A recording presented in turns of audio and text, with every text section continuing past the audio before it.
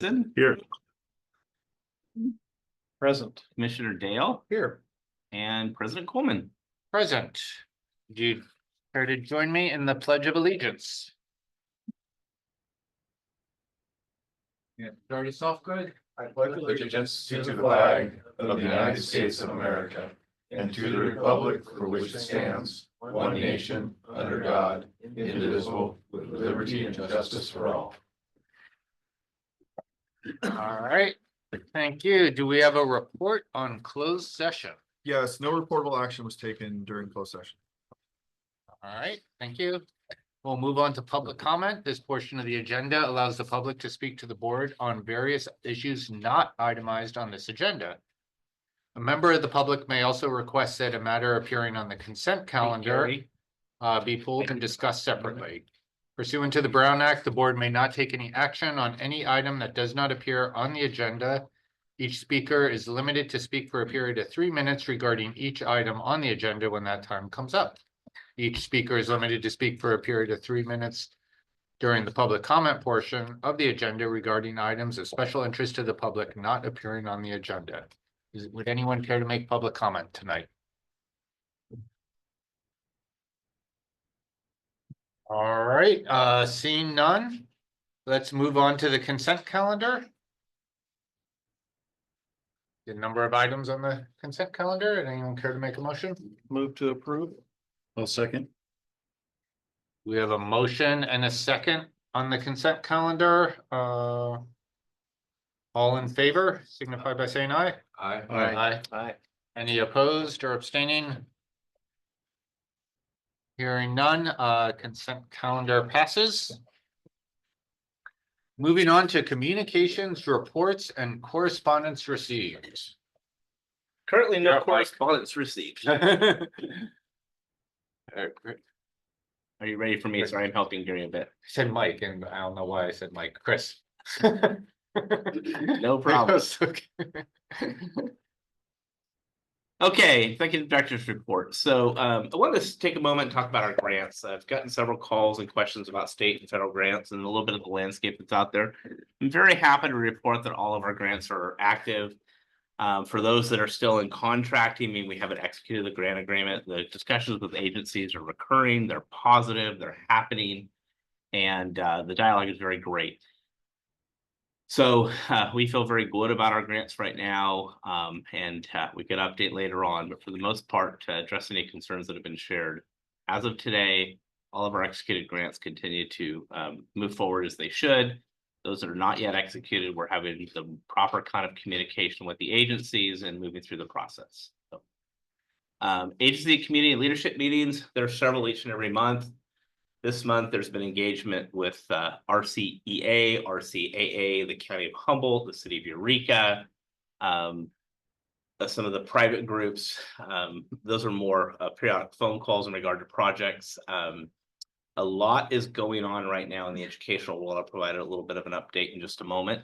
And then many leadership meetings, meeting with some of the other executive directors around the community, as well as the Eureka Chamber of Commerce. And so I'm happy that there's a lot of collaboration occurring in our community. EOPA, elected officials protecting America, visited Eureka this past weekend. There were folks that were invited in advance that attended. I think we had a very good turnout on Friday and Saturday. Saturday, we met here in the water, or excuse me, here at the marina, went out on the water. ZNZ Marine was able to provide us a vessel. Had a good tour, and we looked at our heavy lift marine terminal project and just talked generally about some of the growth that's happening here in our port and some of the upcoming opportunity. We were happy to have them come. We met with Alex DeHoo, I believe is how you pronounce his name. If I have that wrong, Alex, my apologies. And Ben Collingsworth. So appreciate everybody that participated in that. I've reported previously about participating in the College of the Redwoods President's Advisory Council. Had an excellent meeting at Startup Humboldt last Friday. Happy that President Flamer shared that they have received full accreditation. That means they'll have 7 years with absolutely no restrictions. That's outstanding for our college, as we know through times past, there were quite a bit of challenges. He and his team's leadership, the faculty there have done a remarkable job, and they're standing far above in many cases. So it was exciting to hear. Obviously, we work very closely with both CR and Cal Poly Humboldt. Started at Humboldt, I shared with you a little bit. This is the old Internews building, or for those of you true local, the old PC Saki's service department. But this is the space that was recently created by a number of groups. Our local SBDC is housed there. But more to come on that. They have a big grand opening on April 24th. It is by invitation. We are not in charge of the invitations, but I'm sure quite a few of you will be a part of it. And there's opportunities to stop in there anytime and get a tour. I like their motto, we're a space where ideas take root. And this is truly a place where you can get business mentorship, have a place to perhaps begin your business with all the necessary facilities and get the guidance and financial support that you might need. Their community education programs and professional development courses were shared, but they've expanded this quite greatly. I thought this was really important to note because as many of us as working professionals, sometimes we need a little bit of reminder about the basics. I know I do. And there's a lot of great programs out there. So we're actually looking at a couple of things we can do here with our team. They're very low cost. They can tailor them to your needs. Also great opportunity for those people that are looking to advance in rank. And hung a flyer up here, and sure enough, one of our workers knocks on the door and say, "Hey, what's this?" So just want to give a shout out to them. Excited about the programs that are happening and report to you on the good things that are happening with the college. So the Army Corps of Engineers 2025 dredge schedule, it's still on. There was a little bit of concern, but things are progressing. So again, just as a reminder, the dredge Aquino is due on April 21st. That does channel dredging. That's the smaller of the two core dredges that'll be doing both the main channel or the SMO and Eureka channels. To be here for about 10 to 14 days of federal channel work. Then the Esseons is due to an Army Corps dredge in May for 8 to 9 days of bar and interest dredge work. And this is the dredge that will be utilized to do nearshore placement. There's a lot of communication going on right now because in that area, there is fishing gear still out because we're in crab season. We're communicating with the president of the Humboldt Fishermen's Marketing Association. There's a notice to mariners that's been produced. And then we've been talking with the dredge master directly so we can get some mapping as we know more, and as time gets closer, more of that will be shared. And then finally, as I believe you all know, Manson again has been awarded the West Coast Dredge Hopper contract. So the Bayport is due in the barn entrance this summer, and that's for a total of about 900,000 cubic yards. So we will have a full round of dredging again this year. As you've heard us say many times, we're most grateful for the relationship that's been fostered with the Army Corps of Engineers, but very, very good news for traffic in and out of the bay, as well as our shipping. We have a cruise ship inbound. It's on course for April 27th. It's the Europa 2. This is the vessel that's coming in. Has 370 crew, 516 guests, where it's capable of hauling that. This is a true luxury ship. It's a real pleasure to have them coming in. We want to recognize our partnership with the city of Eureka on cruise ships, as well as the support we receive from Zerling and Zerling. So we'll be welcoming that at 0700 hours on April 27th. Hope that's a Sunday. I wrote Sunday. And I have a special guest here tonight, Carol Vandermeer. Carol is going to present a little bit on the Peninsula Community Collaborative. And I just want to give a shout out. I met Carol back in it's been a while, but in 2019, I was reacquainted with her when we were having a lot of illicit activities and dumpings all up and down the peninsula.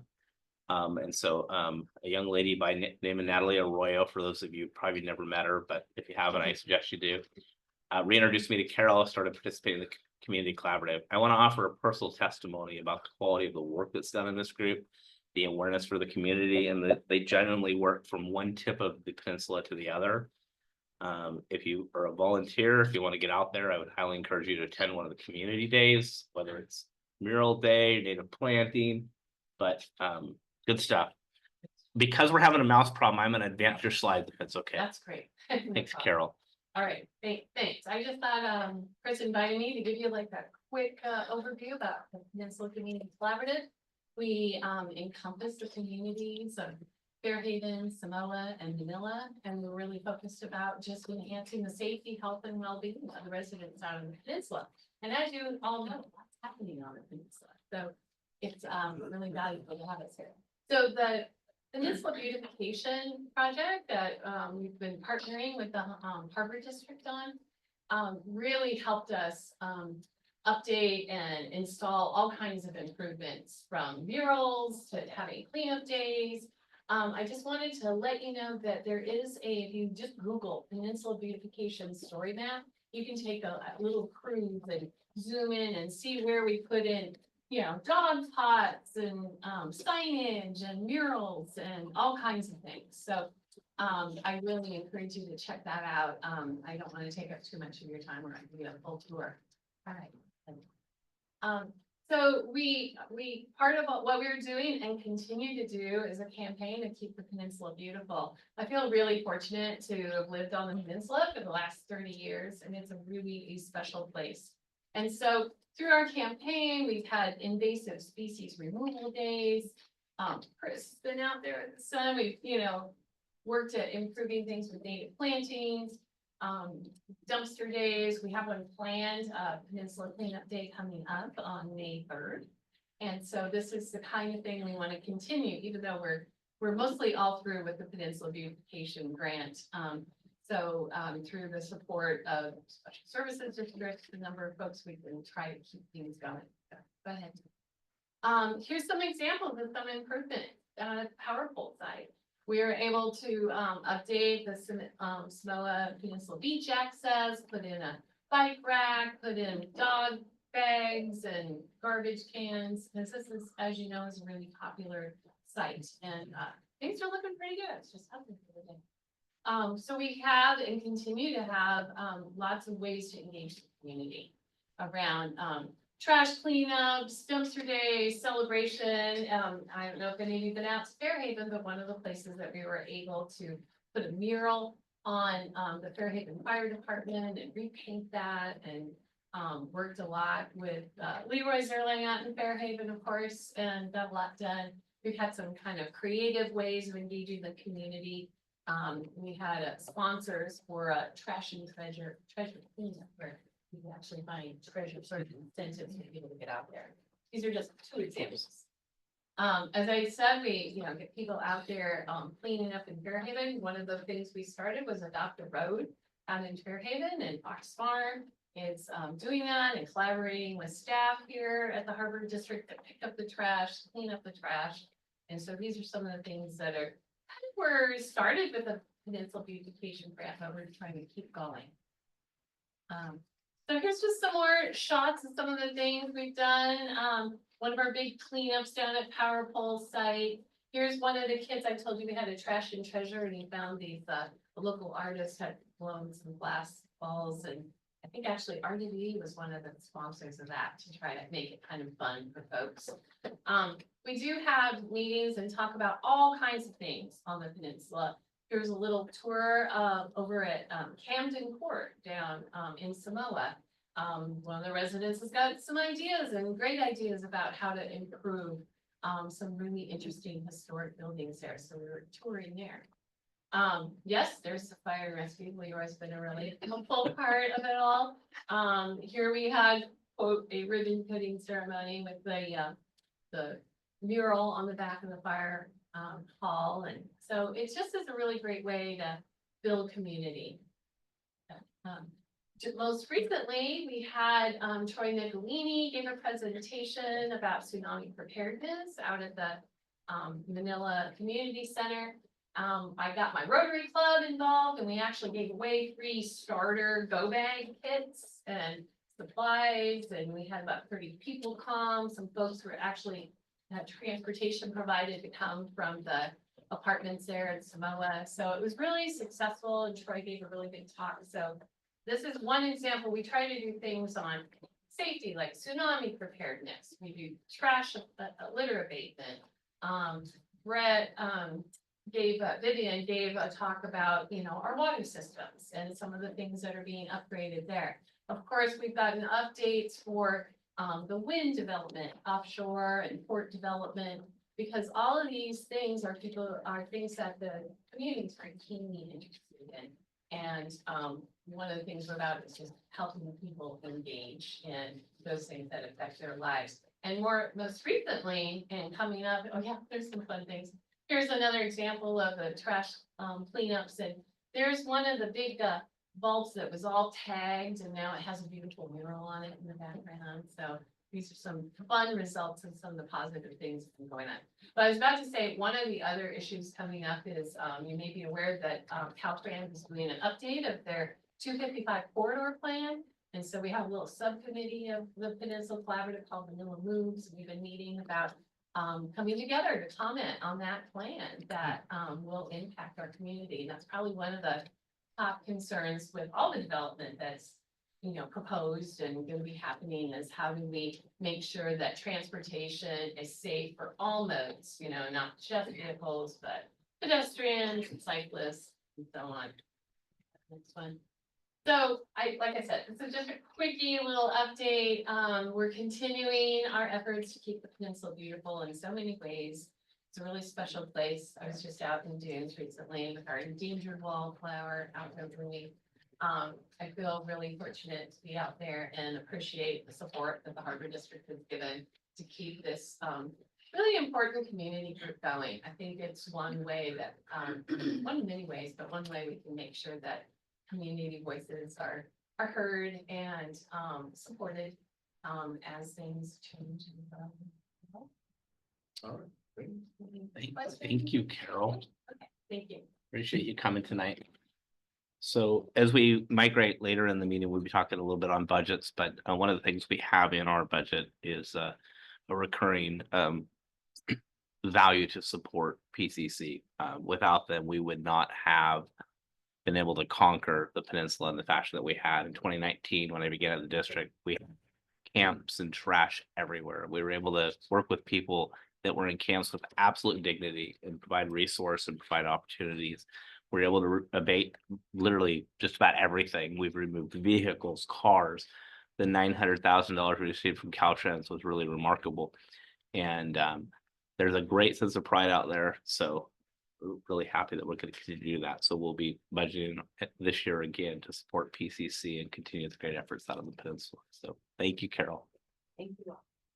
Thank you. Chris, will you take questions on your executive You report? can.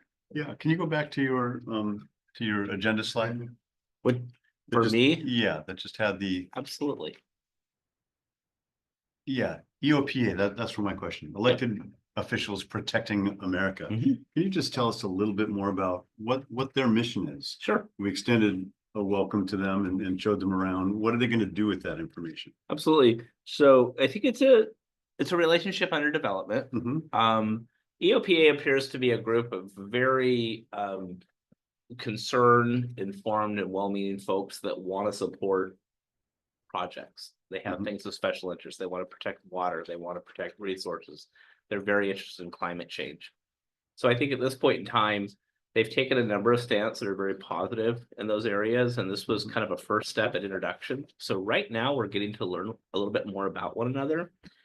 These are people that are mainly a large group of people that are veterans that have been in office. It's originated on the East Coast. We met specifically with two, and they're very excited. One of the opportunities they do is they help provide training opportunities in more than one area, as well as help provide advocacy, help people to learn better ways to do community engagement, better ways to organize, bring awareness to causes that are important to them. So it's possible that we'll have them share a little bit more in the future. We're kind of working that out a little bit.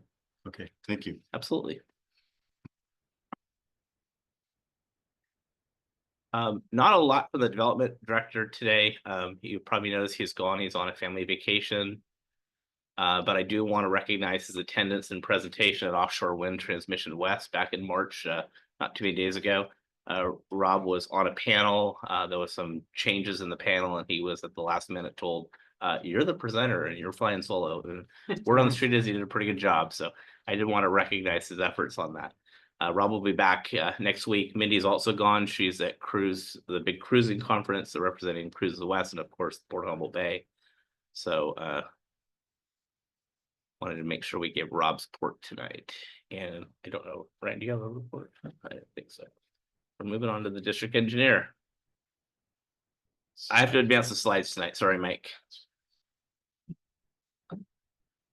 got a few things that have been occurring I'll go ahead and So, load this uh, for you. with the island. So this is on, oh, here you go. So we have just an ongoing monthly meeting with Army Corps of Engineers with the dredge management meeting. Fields Landing Boat Yard, we've been working again with the monthly SWIFT inspections. We just submitted our revised SWIFT for Amendment 5. And with that, now that that's been finalized, we're gonna conduct a training with staff on site and come up with a schedule for that. Shelter Cove boat launch, we're still trying to secure funding for some of the work that was the storm damage that happened through FEMA. So we continue to coordinate with FEMA, hoping to get some funds for that. RT1 Brownfield, we'll talk about that. It's a little later on the agenda, but we participated with district staff conducting reviews. Chris will talk about that later on the agenda. That's for the Brownfield site investigation. RT2 Ocean Outfall.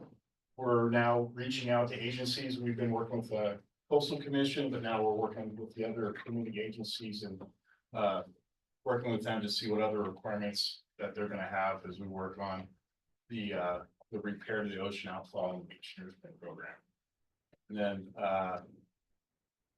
with the solid waste disposal site, just ongoing monitoring that was conducted. We did our semi-annual monitoring out there. And then we also, part of that, every 5 years, we submitted that to the regional board for our groundwater monitoring report. There's really no change with that. I mean, things are pretty stable and we're in compliance.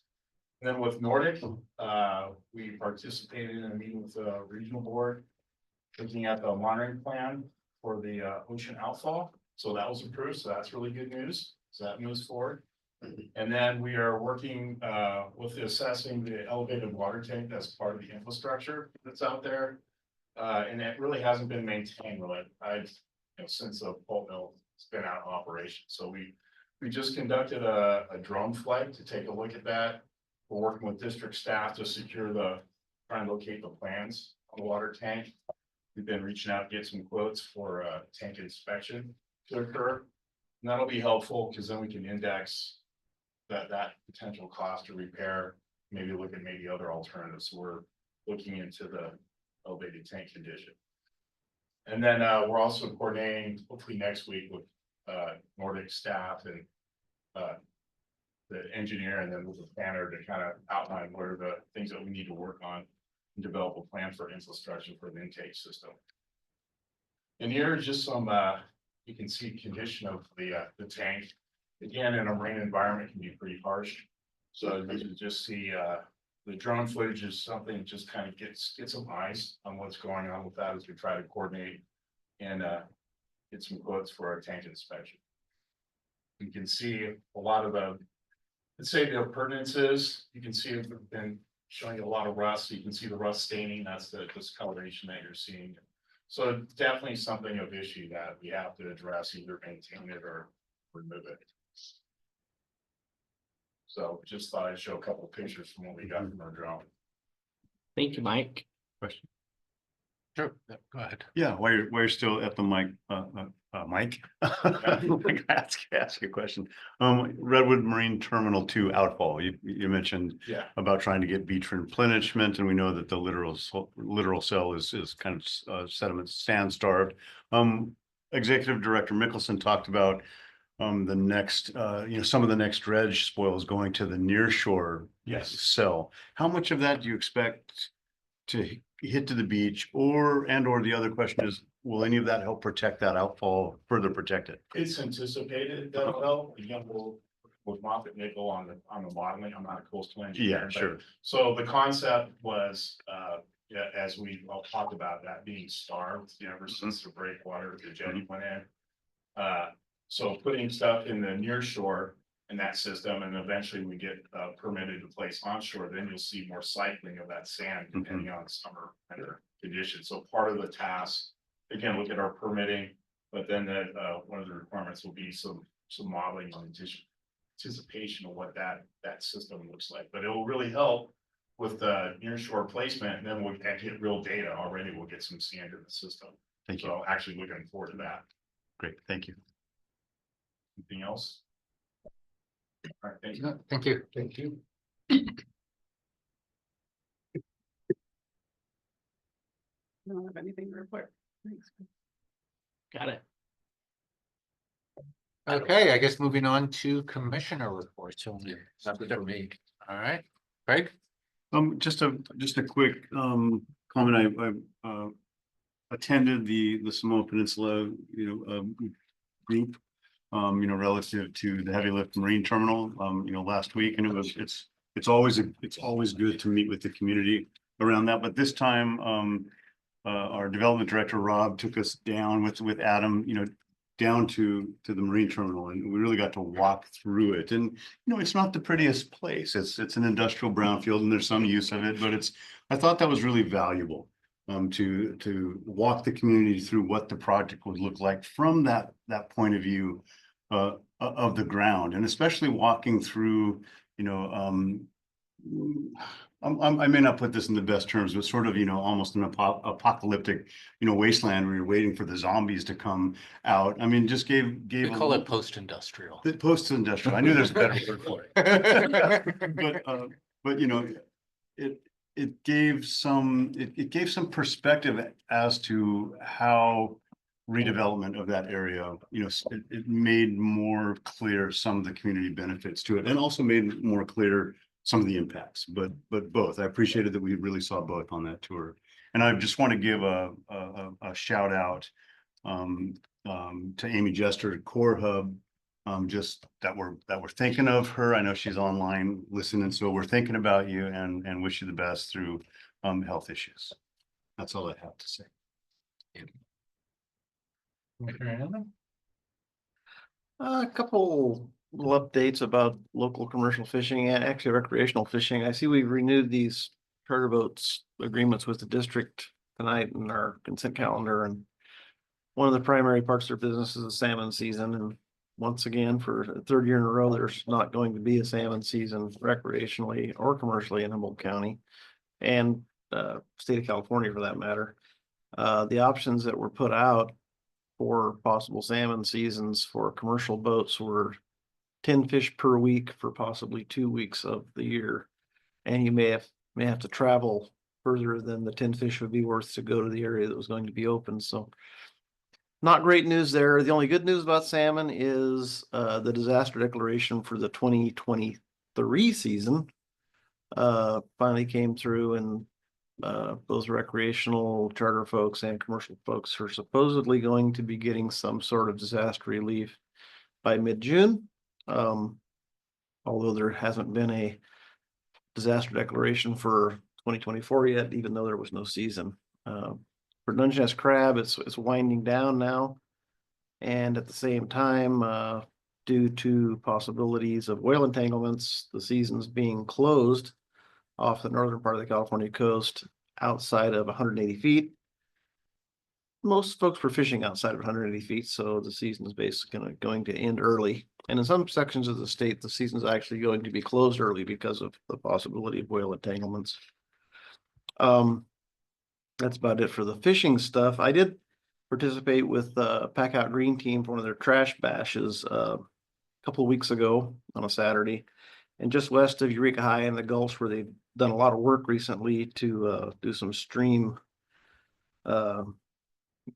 remediation for fish passage and whatnot. A group of us in 1 hour filled a 40-yard dumpster, and I'm guessing we got about a third of what was there. It's pretty amazing to know the kind of stuff that exists in the gulches of Eureka. So anyway, that's my report.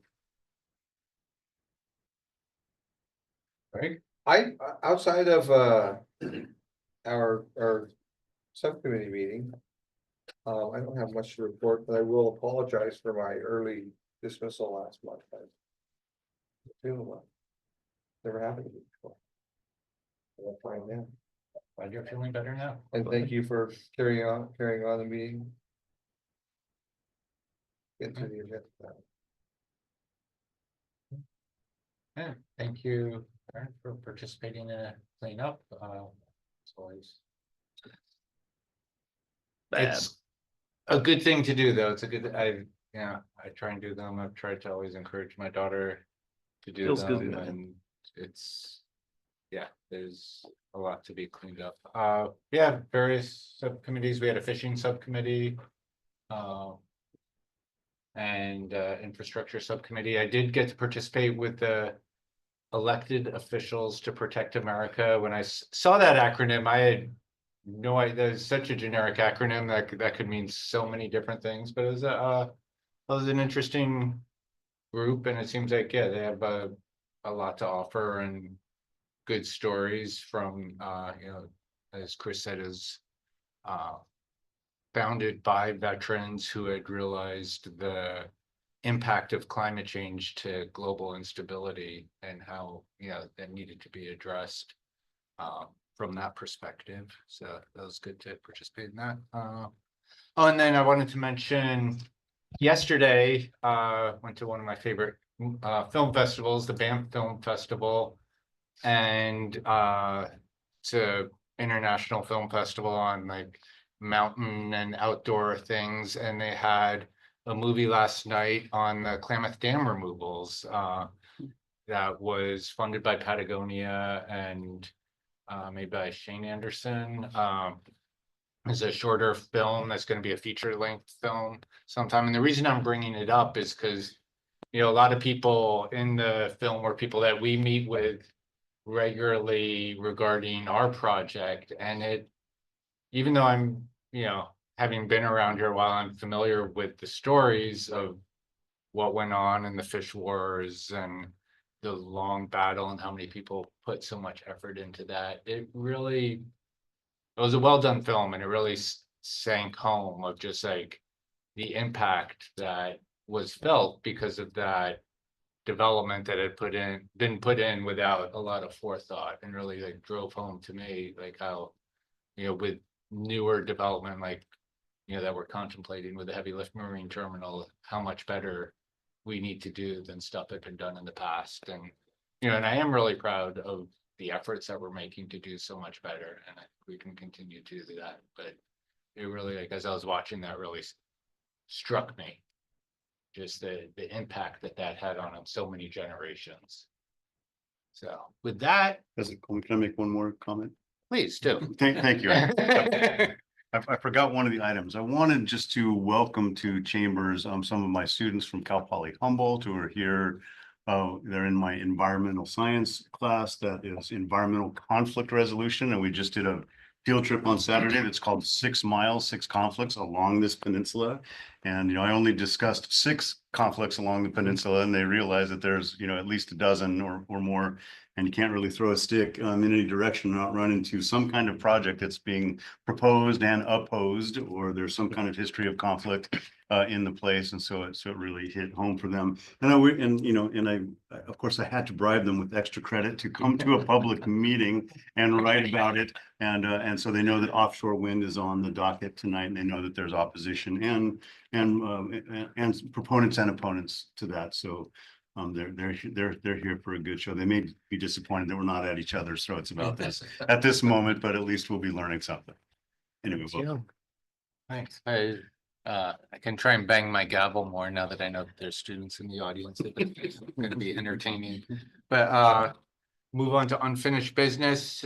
Received status update regarding the Humboldt Bay offshore wind heavy lift marine terminal project. I'm gonna get us going and then hand it over to the speakers.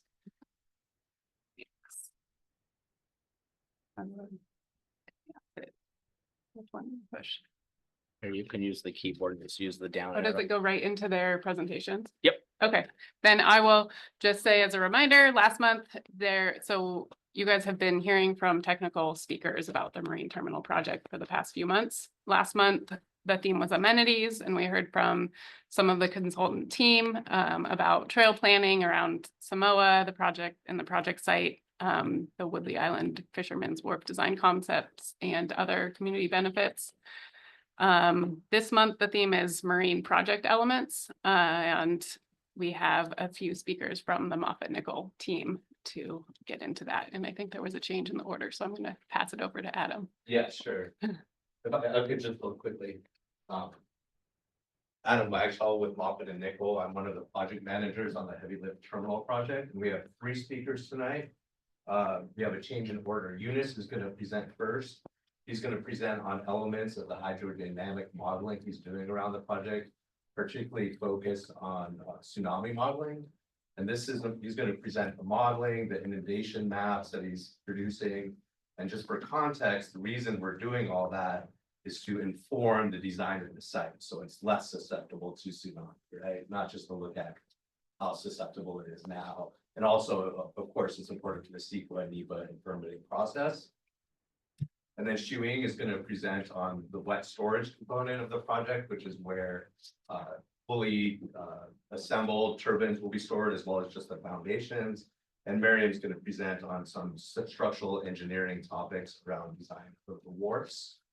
And as noted, we're going to change the order. And Vanessa, I think Eunice is going to go first, and he's just going to share his screen because he has some animation stuff, and then we'll jump over to the others.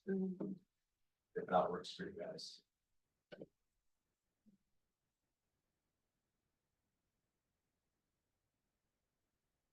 Can you minimize this? Hit escape. Presentation. There you go.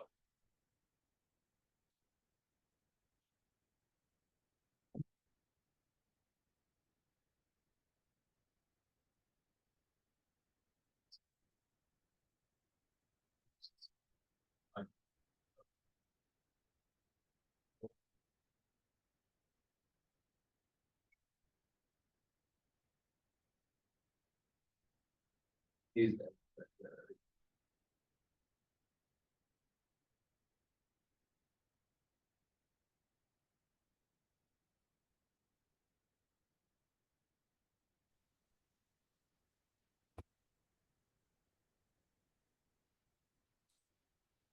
Yeah, he can share his screen. Yeah, go ahead, Eunice. All right, good afternoon, commissioners. Adam, can you guys hear me okay? Yes. Okay, great. All right, let me just put this in action.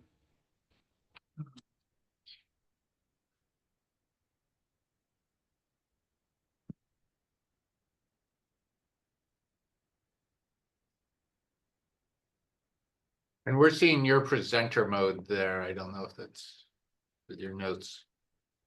Yeah, I'm trying to hide this so I can switch it. Let me see.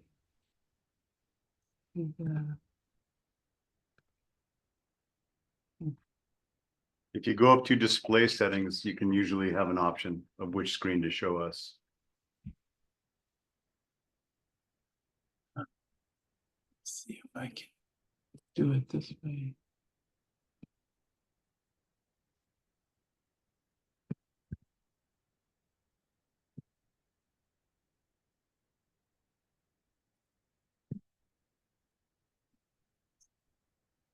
If this doesn't work, I'll pass it back on. Sorry about the inconvenience. Technology always challenges me a little bit. Okay.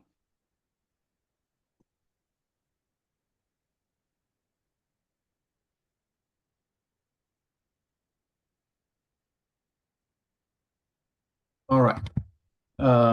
Hopefully now you can see the full screen. Is that the case, Adam? So you might see it all. Okay. All right. Well, good afternoon, commissioners. My name is Yunus Nuri, a coastal engineer with Moffat and Nicole, supporting the team here, Adam, and the Humboldt Harbor District. As Adam mentioned, today we're having a series of high-level updates. As you know, the project site is exposed to several natural hazards, including coastal flooding, shoreline erosion, seismic activity, and tsunamis. As we move forward with planning and design for landside infrastructure, we need a clear understanding of these hazards to make sure that that what we build is safe and resilient and complies with local, state, and federal guidelines. My update today focuses on tsunamis, and then as I talked about the natural hazards, we know that sea level rise is there and it can exacerbate any of these hazards.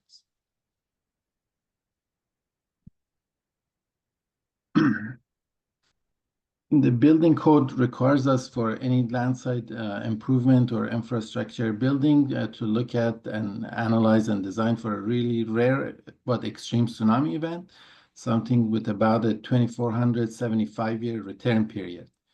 So to do that, we've built a site-specific tsunami model to help us better understand what could happen during that kind of event. This model, if the animation shows for you guys, is showing the approach of the wave as it approaches the open coast and then the project site. So similar to the information that has been developed by various state agencies as well as Cal Poly Humboldt, what the model shows is pretty interesting. There could be a scenario that there's an initial drawdown where water actually pulls back from the shore, but then the first wave comes in and inundates the open coast, and then eventually reaching and flooding the project site.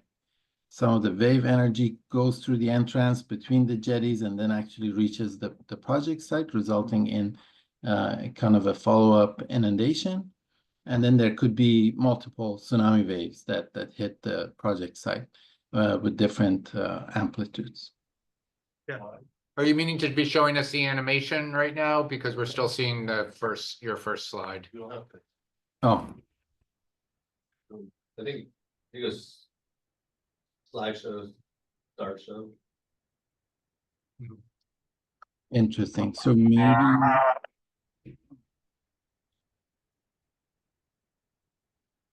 Yeah, let me see if I can.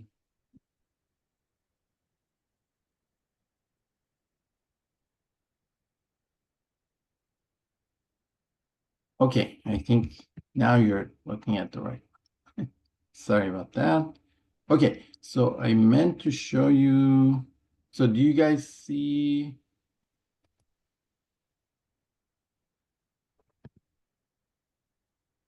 All right, any chance you're seeing the animation now?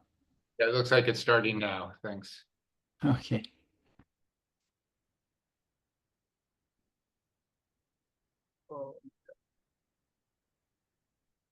All right, so here we're looking at the Humboldt Bay. If you can see my cursor, I'm pointing to roughly where the project site is as a point of reference. So you can see the jetties clearly and the entrance. So we're looking we're looking southward. So we're standing as a point of reference. This is the Tulawat Island, and then that's the project site. So we're looking south. And so you can see two waves that initially approach the open coast and inundate the project site. So here comes the first one, inundates the project site. Again, this is a very rare event, but extreme. And then the energy goes through the entrance and then travels upstream and then results in a kind of a second and follow-up inundation. This other animation shows it a little bit differently, so a little bit more zoomed in into the site. This line work here shows kind of one of the earlier concepts of site development. So we're looking at the site and kind of looking at similarly what would happen during the same event. So you can see that the first wave comes in and then floods the site. And then drains into the bay, and then the second wave comes through the entrance and then makes its way to the site, and then some areas gets flooded. So kind of similar pattern.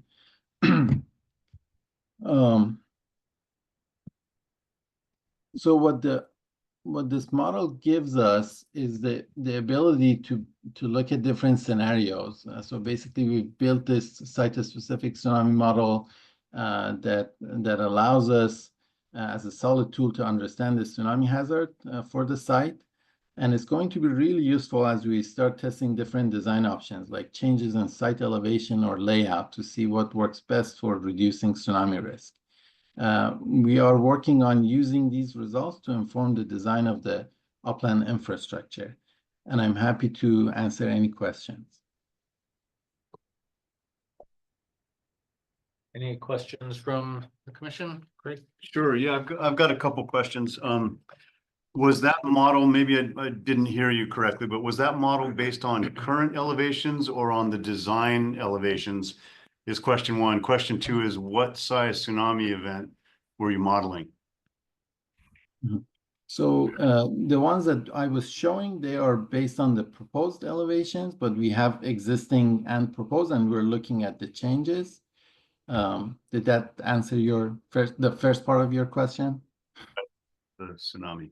Yeah, and then the second part, the tsunami, it's a magnitude 9 based on the Richter scale.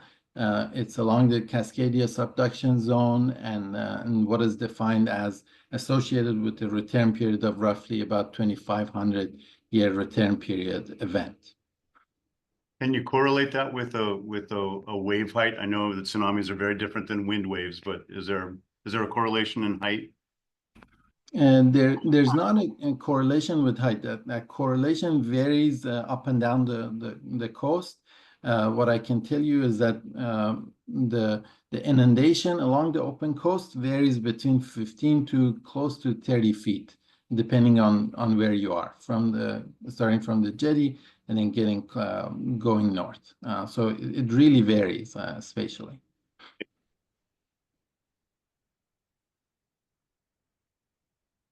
Any other questions from the commission? We have other presentations. I think maybe I'll wait until we go through all our presentations to bring it out to the public. If that's okay. I have a question real quick. Okay. Does that take into account subsidence during a Cascadia? It does. It does. Peninsula? It does, yes. It is expected that there would be subsidence. And obviously that exacerbates any potential flooding because then the land is actually lower after the seismic event. So yes, it does. Thank you. Good question. So I saw, it's been a long time, 20 years or so, 30 years maybe. Another similar, wasn't quite as nice as that, but there was anticipation that if there was a tsunami, it may come from the Mad River side and not over the top of because that's going to subside more than the mouth of the bay. Does that sound familiar? That does sound familiar. There are a couple of potential scenarios for how the tsunami could happen, depending on the rupture scenario along the Cascadia subduction zone. I was just showing one specific scenario that matches the building code prescription for how we need to do the analysis and design for any landside buildings. But you're right, there could be different scenarios and different conditions.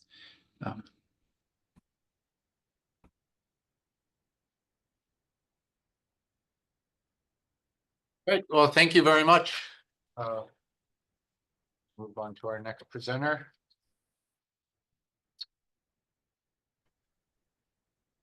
You guys can hear me? Yes. Yes, okay, let me share my screen. I hope it's smooth here. Let's see.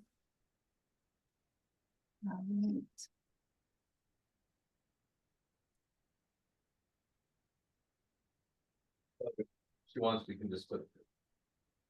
I'm sharing my, let's see.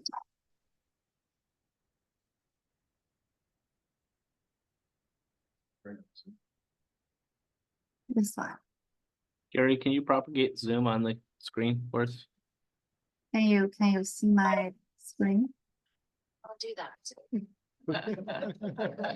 Hey, Gary, hey, Siri, it's all the same. The small box and one right on AI on there. There you go. You can see my screen now? Yeah. Now we do, thank you. yes. Yes, if I do this, it will be better, bigger now for you guys.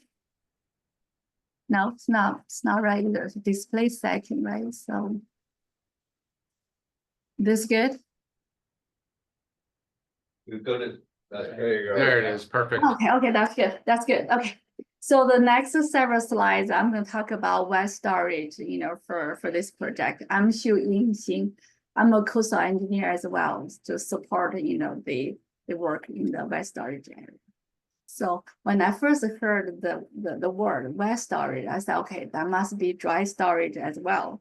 But later on, I realized wet storage just means it's a storage of the storage in water to temporarily hold this floating foundations or the floating turbines.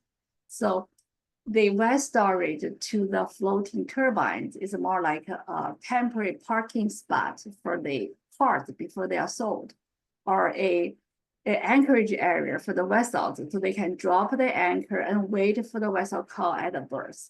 So basically, wet storage is an area inside the water that with a certain water depth, so they can hold the floating turbine or the foundation safely there, temporarily, before they can be towed out. So why we need wet storage? To answer that question, we need roughly understand the process, how these foundation or the assembly be integrated and then towed out. So first, all the material will be ready on the land side. And then you see in the picture, these red, shown in yellow, these are the foundations. The foundation will be integrated first on the land side. And then this will be put on a barge, and the barge is gonna carry this foundation to a deep area. We call this sinking basin. So basically the barge can be balanced down and deep enough so this foundation can flow by themselves. So on a nice day, the weather is good, they can do the integration, can put the tower and blade on it. And also the berth is available. That means no other operations. They can tow this foundation to the berth directly, then do the integration there. But if it's not ready, then this foundation has to be put somewhere to temporarily, secure or moored before do the activity, the other activities. So that's called, wet storage. We have to bring the foundation there and secured, of course, secure it. And then on the nice weather and when the berth is available, we can bring this foundation again to the berth, tow there. And then we do the integration to add the tower and the blade. And when at that time, if there's no big wave outside, the wind is mild, and the opening of the bay, the bar area, it's good for navigate. And we have tugs available, generally needs 3 tugs.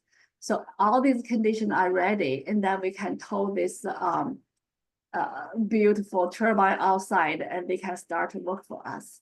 But any of the factors, if it's not ready, then this whole, integrated foundation or turbine has to be put to the wet storage as well.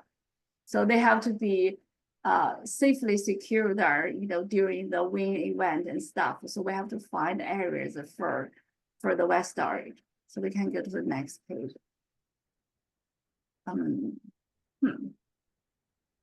Not working.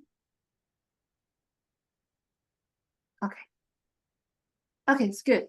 So this one we're talking about the so far the potential wet storage area. We have 2 places. One is on the south side, this side actually. It's along near the navigation channel, and the other one is more inner to the basin, adjacent to the turning basin. And we preliminary study show that we need 5 to 10 spots to park or more these floating turbines. That means it's fully assembled, 5 to 10. We need to we have to have the storage to be able to do that. And again, as talked before, this wet storage area is should be good for more the fully assembled turbine and also the foundation itself. And next page. Yeah, and this one just talk about, there are different options, how we secure the foundation in the wet storage area. So for like we can build a pier or dock, fix the structure, just bring the foundation or the turbine there using the lines and the fenders, just like a ship. And we also can reduce the structure a little bit, just like the dolphins here shown, right? These are marine dolphins, these are the dolphins to have the fenders, and these are dolphins for the lines, like secure this tanker. We can use the same way to secure the turbine as well.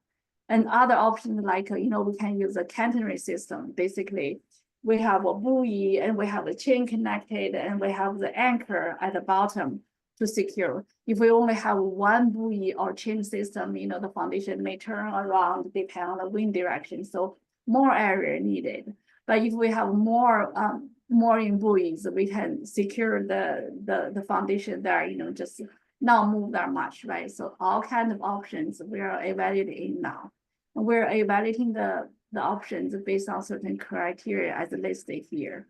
So we want 5 to 10 spots. So we want to see, okay, how many spots we can gain, right?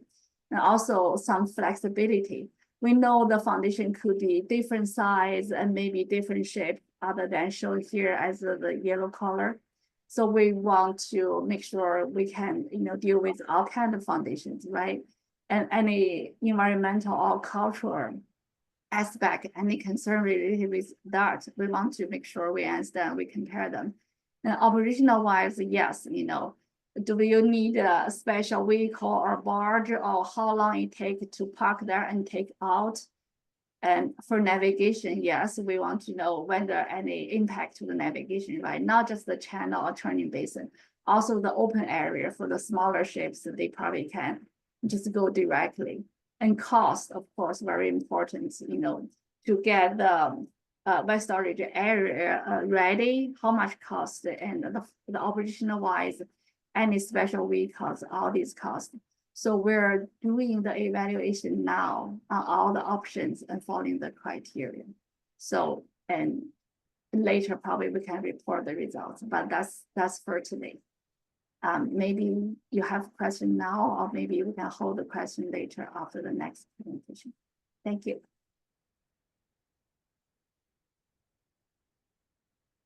Thank you.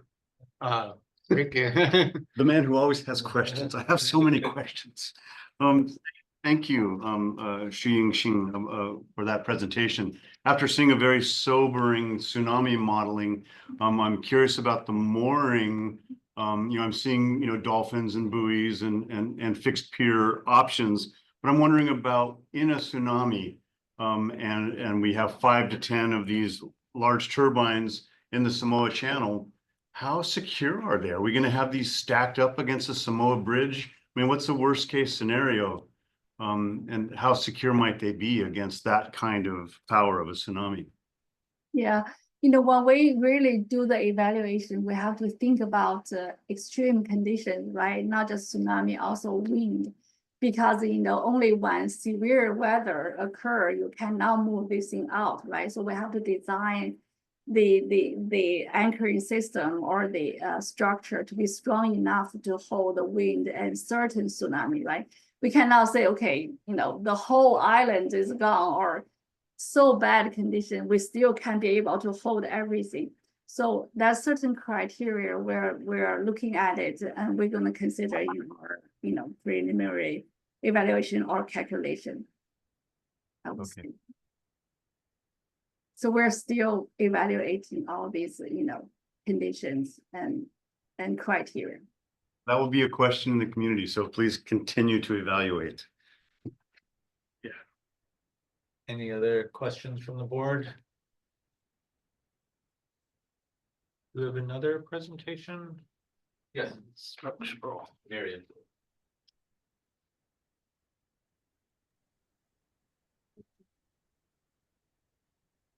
Hi everyone, I'm Mariam Abu Saber. I'm a structural engineer with the Moffitt and Nicol. I'm happy to be here to give you a quick presentation and explain where we're at with the structure. I'm going to attempt sharing my screen. Hopefully it's going to work smoothly.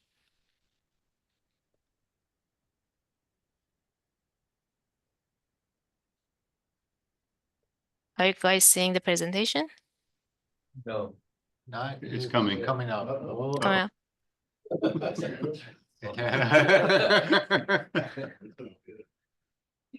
That's quite, Okay. oh my goodness. Okay, sure. Hopefully you're seeing it now. Yes. Okay, great. So I'm kind of going to divide my presentation to two parts. First, I'm going to explain a little bit what the function of a heavy lift valve is. And that is important because it's going to govern or dictate the size of the valve, the geometry of the valve, and also the loads that the valve needs to be designed for. At the second part, I'm going to touch on the structural design criteria of the valve and hopefully just very briefly touch on the next steps in our design. So what is the function of the valve? Why do we need a heavy lift platform to begin with? There are three different main functions for a heavy lift platform valve in an offshore wind terminal or a floating offshore wind terminal. First is the delivery of the offshore wind turbine component. As you all know, the wind turbine components are large, they're heavy, they're lined. So it's often not practical to transfer them to the site using like land transport. So they usually are transferred to the site they using custom built large vessels, which we call delivery vessels. Delivery vessels will berth against the wharf. They are moored securely to the wharf, and then these components are transferred to the wharf, often using crawler cranes. And then from there, they're going to be transported to their designated areas on the upland. So during this activity, we need to design the wharf for the mooring and berthing load of the vessel, the weight under the crane, and also the weight under the components, which are at the wharf briefly. This is the same for fixed bottom or the floating offshore wind components. Sorry, there's some, I see some feedback on the line.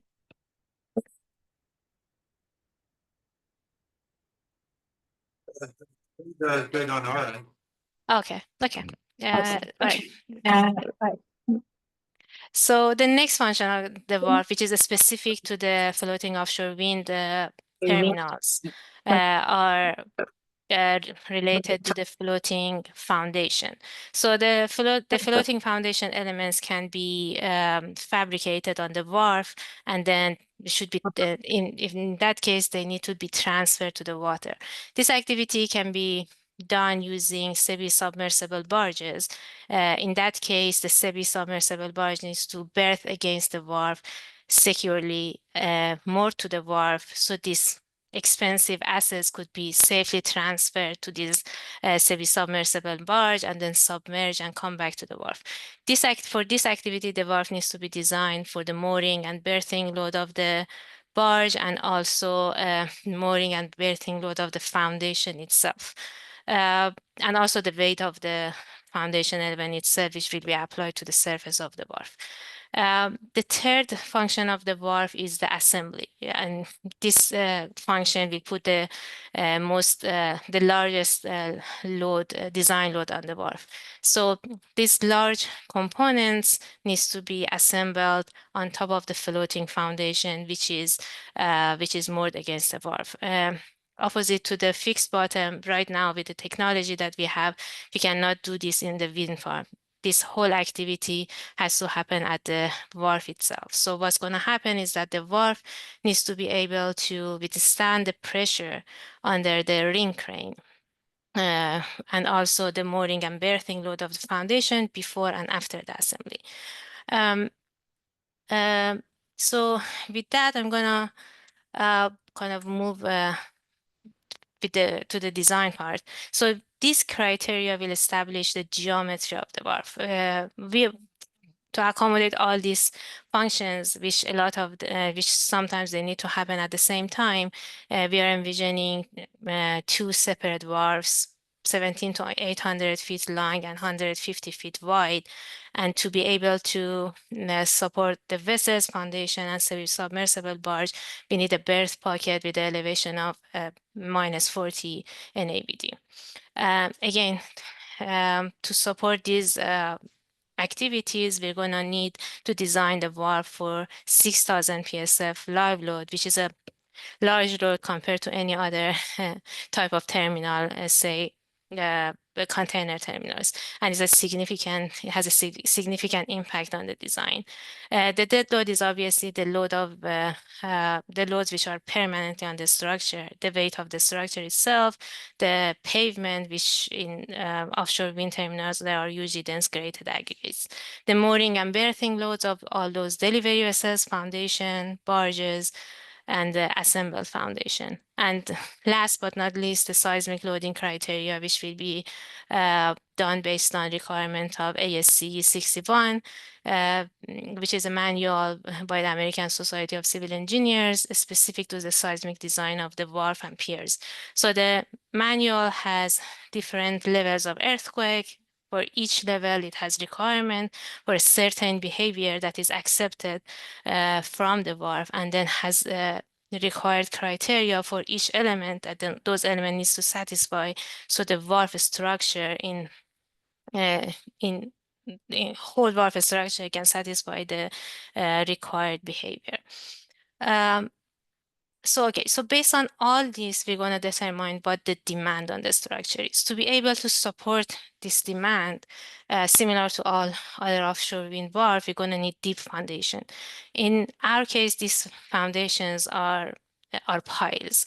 And they are by far the most important element of the valve structure and the most expensive element of the structure. So to calculate the capacity of the valve, we're going to look at 3 different aspects. The structural capacity, which depends on the type of material that they're using for the pile. It depends on the size of the pile, obviously, and also the height of the pile above the mud line and below the mud line. So with all this information, we can calculate the capacity of the pile, the geotechnical capacity of the pile, which is given to us by the geotechnical engineer, and it depends on the soil characteristic on the site, and also the consideration of drivability. If the pile can withstand all those stresses that occurs during the driving. So using this demand, using this capacity, right now we're envisioning using steel pipe piles, open-ended steel pipe piles, and they're placed 12 to 13 feet on center, and they'll be supporting a concrete deck, which is thickened at the face of the wharf to be able to support all those mooring and berthing activities. For the next step, we're going to be doing more geotechnical investigation so we can get a better understanding of the pile geotechnical capacity of the pile. And then we're going to use those information, and we're going to advance our structural modeling to get a better understanding of behavior of the wharf, both for the vertical load and more importantly for the lateral load.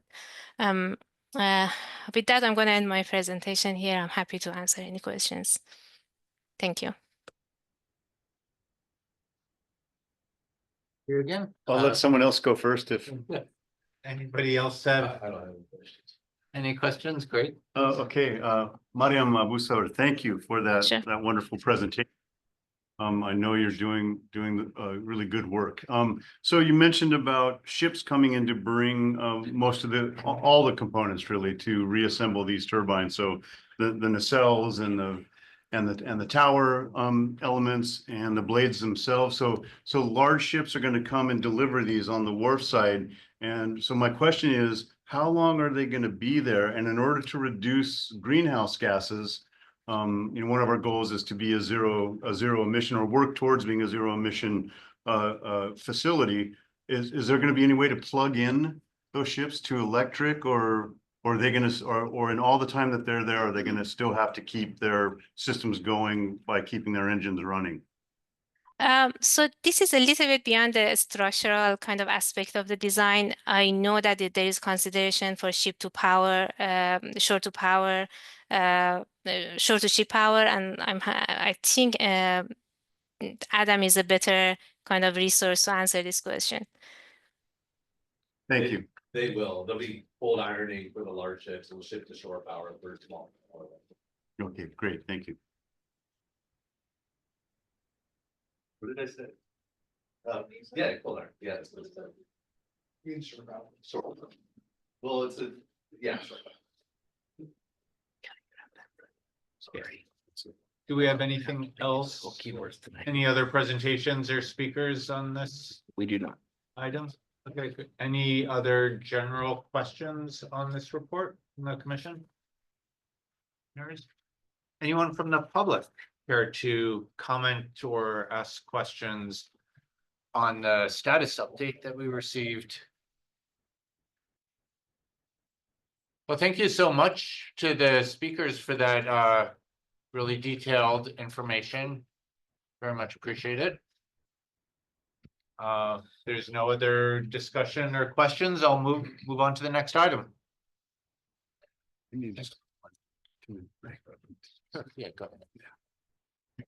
Gonna take just a brief break, or do you mind if we just go ahead and start this item? Right. Okay.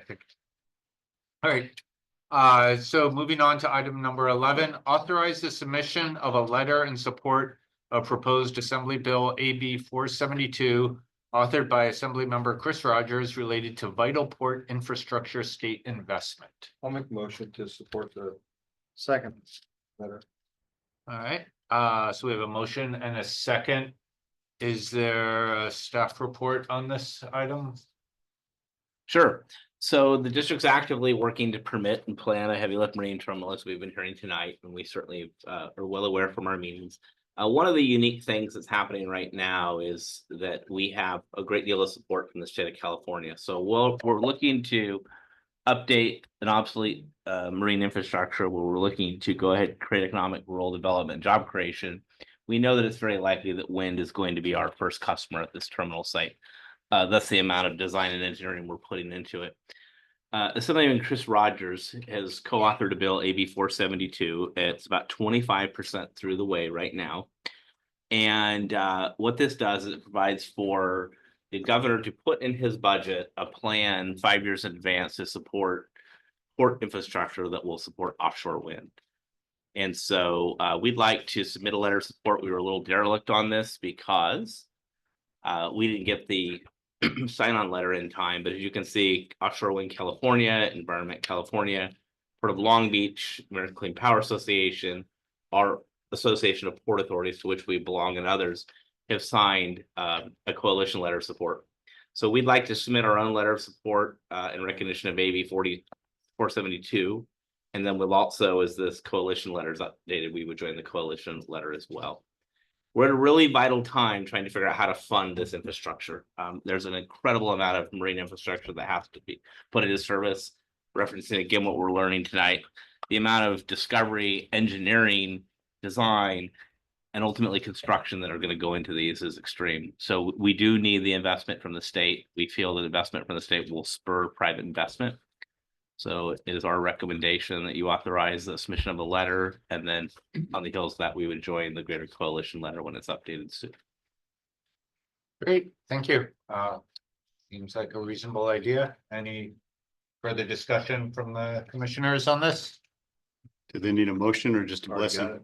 I think we have we have a motion in a second. Oh, I missed that, sorry. Okay, sorry. Any discussion from the public on signing on to, or I guess submitting a letter and signing on the letter? So that is our letter drafted, or they'll be drafted, and we'll collaborate on that. That's I correct. assume. I will work directly with board president to submit that letter.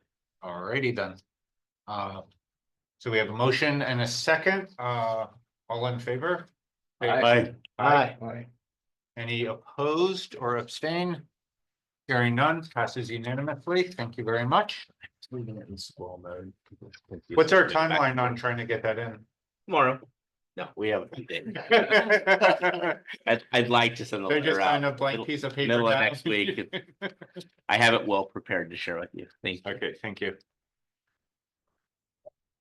All right, moving on to item B, consider authorizing the executive director to negotiate and execute a grant agreement with the California Energy Commission for the Humboldt Bay Heavy Lift Marine Terminal Advanced Design and Public Engagement Project. So I have a quick staff report for you. And so this is part of the Waterfront Facility Improvement Program. The district submitted an application back in December for this grant and was notified and was a lot of these, some of these slides are reused from last month, but just to give you a reminder, it was a $45 million total budget for this program, and the district applied for just under $2 million and was awarded $18,250,000 of that. And so this agenda item is to authorize the executive director to negotiate with the California Energy Commission to finalize the scope for the project and sign the grant agreement. These were the other awardees that got some money from this grant as well, this grant program. Long Beach, Oakland, Richmond, and San Luis. And then what this grant will cover is enhanced community engagement and additional design and enhanced engineering studies. So there includes stipends for tribal stakeholder and community participation, additional community engagement strategies, workforce development, and then additional kind of engagement materials. It is funding some green terminal related strategies and standards for green terminal emissions and green terminal standards and emissions reduction strategies. And let's see, it's not convincing. Oh, thank you. And then some additional requested supplemental studies too, additional visual simulations, additional noise studies, some additional marine biology analyses and studies related to marine mammal and bird monitoring, some enhanced engineering, additional geotech and sediment studies, refined cost estimates, and then a mitigation site planning as well. So the staff recommendation is to authorize the executive director to negotiate the contract. I move to authorize the executive director to negotiate and execute a grant agreement with CC. I'll second. I'll list objective. Okay, we have a motion and I don't know who got the second first. I wrote JN, sorry. Okay. Any further discussion from the commissioners? Yay. Yeah. I mean, this is really, really good news. Thank you so much to staff, and I just don't see why we would authorize you to apply for a grant, make you go through all of that work, and then say no to negotiating the money once it's awarded. So I don't see a whole lot to talk about among the commissioners, for myself at least. Yeah, no, it's part of the authorization. Then I guess we have to authorize you to submit it, then we authorize accepting it and authorizing signing a contract, but any discussion or comments from the community? Hearing none, I'll bring it back up for a vote. All in favor signify by saying aye. Aye. Any opposed or abstaining? Again, hearing none, passes unanimously. Thank you. Moving right on through everything, selection of a selection of a professional consultant and I mean, you don't get to leave. an award for a professional Thank you, Adam. services contract for the EPA Brownfields Community-Wide Assessment Grant, EPA Region 9, award number BF 98T67701. Sure. So you'll recall we got a nice little award from the U.S. Environmental Protection Agency for a community-wide assessment grant. This affects certain parcels in the Samoa Peninsula. We were awarded the maximum grant of $500,000. That's going to allow us to conduct new phase 1 studies that will help us to inform the path forward. There is a community component on this currently. Jen Colt, who I apparently has left, but anyway, Jen is participating in that as well as a few others. We're really happy to have this. I've worked with Vanessa on this grant back in, can you believe it, Vanessa, November of 22, I think it was. Over the Thanksgiving holiday, but due to her prior good work and the additions that her and I were able to make, we achieved this grant. This does include land that we do not own, so we're working with property owners on the Samoa Peninsula who will be participating in this with us, so it's taken a bit of time to get here. There will continue to be activities where we need to organize and have land use permits with those property owners, but Ryan and I have worked through the bulk of that, and there's cooperation as we move forward. So again, I want to point out that this is a $500,000 grant. We went ahead and issued an RFQ to secure technical services. We received 3 very qualified proposals, so this wasn't necessarily the easiest choice we made. But after we reviewed each proposal, we conducted interviews that their teams came on and presented to our team. We then spoke with our district engineer at great length. Keep in mind, our district engineer could not bid on this. We had them support us in their engineer role and lead up this RFQ process for us. So the conclusion of this is that staff and the district engineer are recommending that the district proceed with Terraphase for the required assessment services. And so again, reminder, received a grant, 2025. We're saying let us get to work. Just for reference, these are the parcels. These parcels incidentally have a footprint very similar or identical to the heavy lift marine terminal. These activities were commenced separate of the heavy lift marine terminal, but I want to recognize as complements work that is critical for us continuing to move our project forward and build that Humboldt heavy lift marine terminal. So again, Terraphase was the selected consultants. We're asking you tonight to confirm the recommendation selection and authorize the executive director to negotiate scope of work and ultimately a contract. Okay, any discussions or questions? I'm gonna move if nobody else is gonna move this. Staff recommends the board confirm Terraphase as a district's consultant in response to the qualifications for the terminal. Second. Okay, we have a motion in a second. I just have one. Have we worked with Terraphase before? The name is familiar, I thought. Yeah, Terraphase, just to speak a little bit about them, they unanimously appeared to us as the people that were right to work on this. They've worked on a number of sites around Humboldt Bay in particular. They have a very dominant position in cleaning up former lumber mill sites. The bulk of their work has been in our region, all the way up into Oregon and then Washington State. They have a partner group they use. I don't remember if it's CWH or CHW, probably in my notes here. Didn't they do But they RMT2? or CHA, I think it is. They did not do RMT2, but they have done smaller projects around the peninsula. They most notably did the Simpson site over where BMD is located here in Eureka, which is one of the more aggressive sites in the region. Incidentally, Green Diamond owns some of the parcels that are part of this, and they were very favorable that we would consider Terraphase. Thank you. Nothing else from the board? Anything from the public? Thumbs up, I'll take it. Okay, great. Thank you. Then bringing it back up. We have a motion and a second. All those in favor of the motion signify by saying aye. Aye. Aye. Any opposed or abstaining? Hearing none, so thank you. Passes unanimously.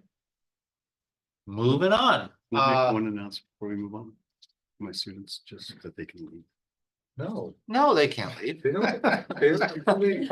They don't get credit if they leave. Okay. You've heard from the commission. No, go. My students, you've earned your extra credit. You don't have to stay for the budget pieces. One of the most interesting parts of public service. Garrett, there's a large investment in the dock here. You might- I want to grade students. Yeah. All right, well, thank you. So whenever we hear the budget, I want to make a point to y'all that typically the public walks out, just for what it's worth. Well, that's actually a really good sign because typically the public would come here when we're discussing budget. They used To to. tell us we were doing it wrong, You so think? that it's, Then we balance our no, budget, paid that off used our to debt. happen quite frequently. We'd have the public telling us we were doing everything wrong with our budget, and that hasn't happened in a while, so I'm taking that as a good sign. I still, you haven't. Yeah, that's true yet. So we'll move on to consideration of initial fiscal year 2025-2026 budget step preparation. Step 1, preliminary goals for Woodley Island Marina, Fields Landing Boatyard and related dredging. Okay, so I'm gonna go back to presentation mode here. Now I regret that I did. I gotta go through one slide. Sorry about that. Hang tight.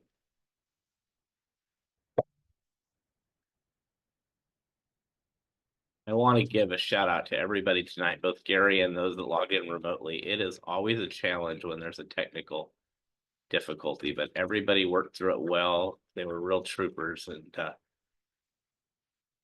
I have to say I really appreciate that. I'm sorry that you got to see me advance through these slides real quick, but this is how it's going to be. All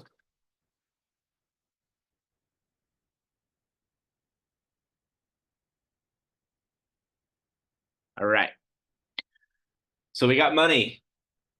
The change of pace from the past. Starting with Woodley Island Marina. So just a point in our operation, we bring the income portion back when we bring the draft budget in, right? So I just want to make sure that you recognize as we go through these slides, we're talking really about the preliminary expenses that the staff's considering. These are incorporated into the budget. After tonight, you've been hearing me hint around meeting with the budget subcommittee. This is the last step before advisory committee, before we meet with the budget advisory committee. At least on this first step 1 of the process. So dredging, right now, we're estimating no money for dredging because we're still waiting for our FEMA reimbursement grant, or perhaps it might expand upon that. You'll remember that after the winter storms of 22, we applied for money from FEMA to dredge. That didn't advance at the rate that anyone would have hoped. So we borrowed money to dredge. We have dredged our marina. We still have a little bit of work between D&E, and we've got work that we need to do between G&H and H&I. So right now, I put it in the budget in case FEMA money comes soon, but if it doesn't, unfortunately, that will be the process for this year. It is important to note we have dredged the last 2 years and dredged quite successfully and opened up a great deal of the marina. Most of the people that were relocated due to draft restrictions or not being able to get in their slips are in their slips now. So feel very positive about that. We're estimating $30,000 for dock improvements. These include things such as whalers, rub boards, cleats, electrical, water, other plumbing. We have sewer and some bill systems. So that is generally a categorical $30,000 there. Embarcadero parking and a lot repairs. We need to do some more grinding and patching on the Embarcadero, as well as our parking lot. Appreciate the support we got when we commenced this last year. We were able to take able to accomplish quite a considerable amount around the area. Interior painting, we're in a 1981 building, folks, and well, we've gotten portions of it painted. We've still got a little bit to go. We're due to paint the Army Corps of Engineers this year and then finish off here in our office. We have deferred. I joined the district in 2019. For 6 years, we've deferred this roof repair. So this year, we're going to get the roof put on over the Cafe Marina, our restrooms, the U.S. Army Corps of Engineers. It's going to happen. And then security cameras, we were able to replace the cameras on our docks at the heads of our docks, but we need to get the remainder of our property put together. This also includes an access control system, which allows our restrooms, our shower facilities, and ultimately an entrance gate that would close at night to be under control. Some other things are marina lighting. We've been working with RCEA, Redwood Coast Energy Authority, to perhaps look at some sort of a grant program or an on-bill financing program to upgrade our lighting. RCEA has been great. The programs have not been favorable, so we're going to put some investment into these lights to at least to be fully LED. We believe we could come in under budget on that one, but I want to make sure that we put the full amount in there, and just so we do accomplish the project and don't defer it to another time. Any budget that's left over, if we can actually expend it, we would move to the lighting on the floats. Restroom refresh, this is a third year. We've been putting this in our budget so we can get our west and east bathrooms done. A little bit left to do on the east bathrooms. This investment will go in the men's restroom here on the Woodley Island. We'll have to carry the women's next year. That is not a disrespectful thing, men over women. That is simply where the greatest need is because we have a significant failure in one of the skylights in the men's restroom. Entrance and canopy walkway. This is another deferral. If you walk in here, you'll notice that a great deal of our canopy is shored up. It is more than we can manage. We've done a lot of work trying to keep that thing in place, but it needs to come down. We will not be replacing it. We'll be working with the tenants and within our coastal development permit for the facility to put up some sort of a new canopy that takes a little less maintenance and perhaps a little bit more modern too. So more to come on that. Finally, our landscape. About $3,750. This is for a native plant project and a tree project that began, I think, when Commissioner Benson was elected. And it's just one of those things that's been deferred because we haven't been able to get to it. So about $166,000 invested in Woodley Island. Very excited about that. But with anything there comes deferrals, right? So we got to pinch the piggy bank. Is there a way to move? I'm gonna move that. There we go. So we need some traffic calming here. We've put in some speed bumps, but we still have some little speed demons that come through the islands. We're gonna do some additional traffic calming devices at some point in time. A great amount of parking lot striping. You'll notice there's a lot more on the entranceway and canopy. That's because there's a lot more canopies around here. We have them on our east and west bathrooms. We have them on the backside. So we're gonna take care of what we can take care of this year, which is the greatest portion of and to prevent failure. But there is a deferral there. And then of course, dredging as we talked. So we're going to pinch the tighten the belt, pinch the piggy a little bit, but we've got about $3 million in deferrals. I want to point out, the good news is we're down to $29,500 in deferrals when we exempt dredging. 2019, we were over $200,000 in deferrals. So a lot of progress is made. I want to recognize, that we have done that. Staff has worked diligently to self-perform things to bring it in for a much lower cost than if we would have hired it outside. So, Chris, hate to add other things to your list, but then don't. the other day, someone was asking me about bike parking and additional bike parking on our bike racks, which shouldn't be a high expense item, but. Yeah, so we do have we have unfortunately a limited amount of bike one racks there, right here. We definitely could, we have to figure out where to do bikes, but we definitely could consider that. I'm thinking since we have the Boy Scout project coming up, it's possible that we could put something over in that area, which would be close to the restaurant, close to right on the Embarcadero and pretty centrally located. Yeah, thank you. That's a good suggestion. And that seems achievable. Yeah. Okay, so then let's move to Fields Landing. Wash water operations BMPs. This is addition to the major projects that we're working on down there, but this is specifically the things such as better upgrading the sanders so they can have the vacuum directly on them. This is putting source control in place. This is putting a different level of wattles. This is putting much higher levels of metal collection in the DIs. We have a pretty good inventory of these things on site right now, but we need to continue to reinvest and expand those. So $7,500. Stormwater pretreatment. This a project that we started back when I came on the board. The first staff report I brought to you as the executive director, came in as the executive director, was to get Fields Landing Boatyard solved once and for all. Mike and I have worked very closely with his team on this past year. I think we've expended about $50,000 in design and research and whatnot. But this is where we're at right now. As you know, we brought you a fully permitted project. The costs are coming in a little bit higher than we thought they are. We are doing some sampling down there to see if we might, again, be able to self-perform. We do have a construction superintendent on our payroll, as well as an operator. And so it's very possible we could do portions of this, but we don't quite know that yet. The travel lift, we deferred straps last year. We need to spend $25,000 on travel lift straps. If we don't have straps, we can't haul boats. We can't haul boats, we won't have a tenant. Building and painting, $3,500, and then general repairs and maintenance down in that facility. These are the things that are not the tenant's responsibility, that are the district's responsibility. and $1,000 to continue to maintain and keep our south pad grubbed.